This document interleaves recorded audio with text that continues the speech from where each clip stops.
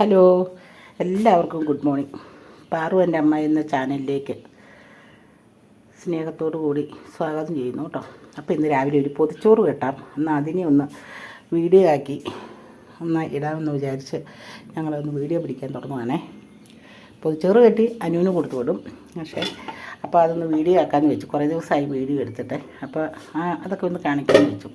ഇതിപ്പം ചെറുപയർ തോരൻ വെച്ചേക്കുന്നതാണ്. ചെറുപയർ തോരൻ രാവിലെ ഉണ്ടാക്കി ഉണ്ടോ.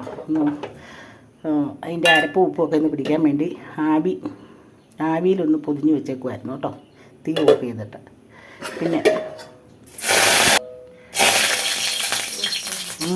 വെള്ളം ചാടി എണ്ണ പഴുത്ത് നിൽക്കുമല്ലേ. അപ്പോൾ ഇതാണ് പിന്നെ മോര് കാച്ചിയത്. രാവിലെ മോര് കാച്ചിയത് ഒരു പാത്രത്തിൽ വേണം എടുക്കാൻ. ഇത് ഉണക്കമീൻ മറക്കാനായിട്ട് എണ്ണ വെച്ചേക്കുവാണ്. മീനിട്ട് വെച്ചങ്ങോട്ട് അനുവാട്ടോ മീൻ മറക്കുന്നു, ജസ്റ്റ് ഒന്ന് കാണിക്കുന്നേ ഉള്ളൂ. അപ്പോൾ പൊടിക്ക് വേണ്ടി മാത്രം ഇപ്പോൾ 2 എണ്ണം വറക്കുന്നുള്ളൂ, ബാക്കി ഞങ്ങൾ വൈകുന്നേരം മറക്കാൻ വേണ്ടി വെച്ചേക്കുക കേട്ടോ.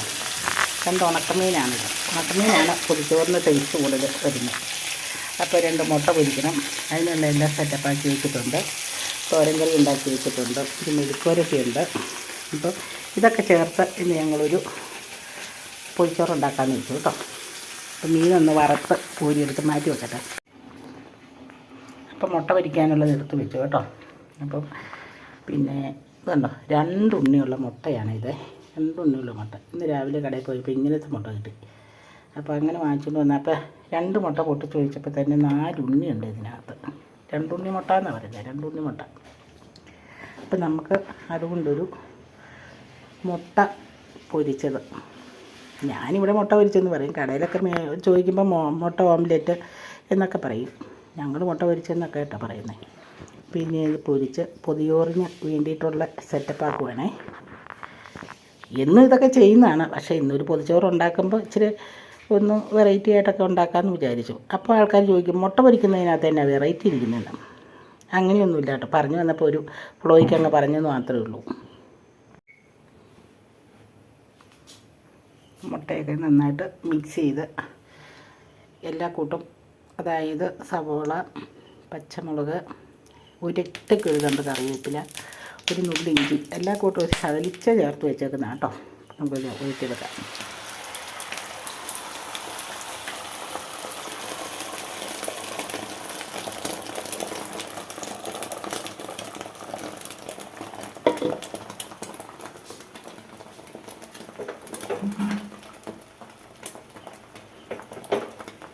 എല്ലായിടത്തേക്കും പിന്നെ ഈ പാനൊന്ന് ചിറ്റിച്ച് ഒന്ന് മിക്സ് ചെയ്ത് വെക്കാം. എല്ലായിടത്തും ഒരേ കനത്തിൽ വരാൻ വേണ്ടിയിട്ടാണ്.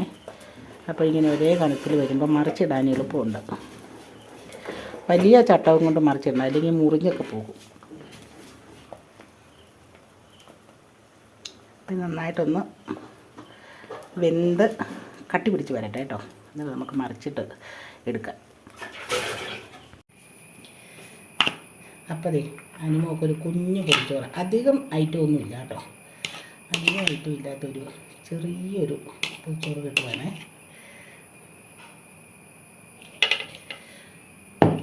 ഇതുണ്ടോ, മോര് കാച്ചി ഇതിനെ ഞങ്ങൾ പാത്രത്തിലെടുത്ത് വെച്ചു.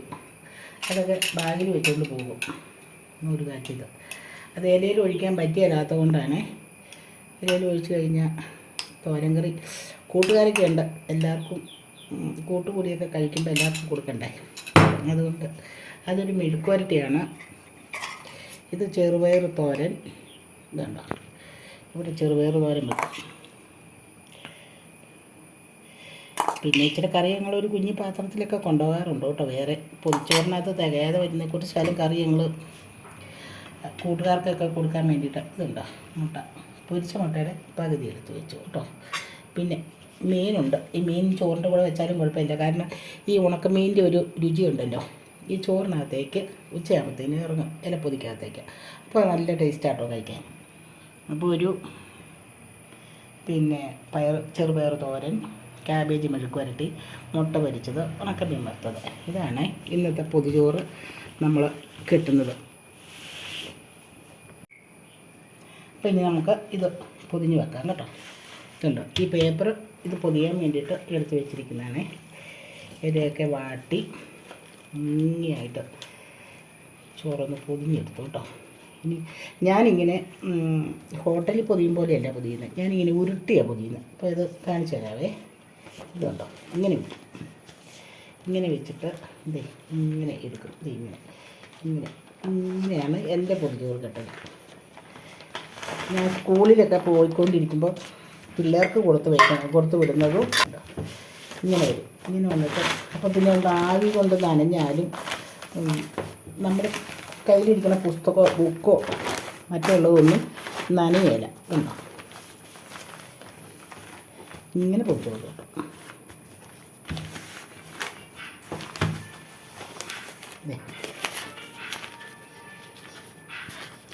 ഇനി അനുവിൻ്റെ ബാഗിനകത്തേക്ക് വെക്കും. ഉണ്ടോ ഒരു കുഴപ്പമില്ല, സൂപ്പർ പൊതിച്ചോറ്. എങ്ങനെയുണ്ട്?